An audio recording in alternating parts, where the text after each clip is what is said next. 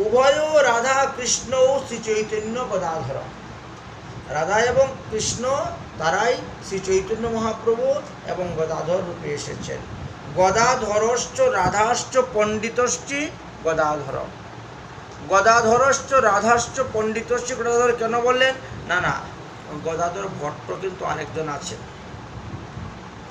যাতে লোকে বুঝতে অসুবিধা না হয় এই জন্য এইখানে এই কথাটা তুলে ধরতেছেন বারবার। গদাধর দাস আছেন একজন, গদাধর ভট্ট একজন আছেন, আর গদাধর পণ্ডিত একজন আছেন। এই গদাধর পণ্ডিত যিনি, তিনি হলেন পঞ্চতত্ত্বের মধ্যে একজন অন্যতম।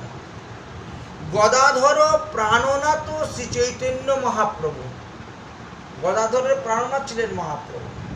এই জন্য বিষ্ণুপ্রিয়া দেবীর বিবাহ হওয়ার পরে বিষ্ণুপ্রিয়া দেবী বড় খ্যাত করতেন, কারণ গদাধর সবসময় ওই মহাপ্রভুর সঙ্গে থাকতেন, মহাপ্রভুর সঙ্গে ঘুমাতেন, খাওয়া দাওয়া করতেন, উঠা বসা, খেলা দেওয়া, চলাফেরা সব কিছু।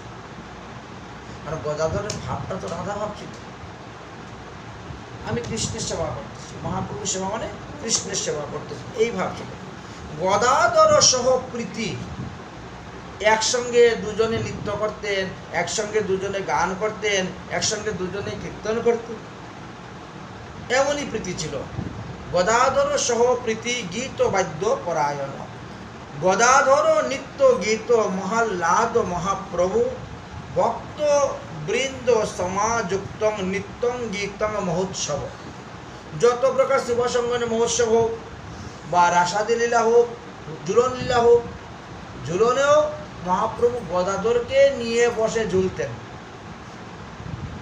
কোথাও লেখা নাই যে লক্ষ্মীপ্রিয়াকে নিয়ে ঝুলেছেন বা বিষ্ণুপ্রিয়াকে নিয়ে ঝুলেছেন।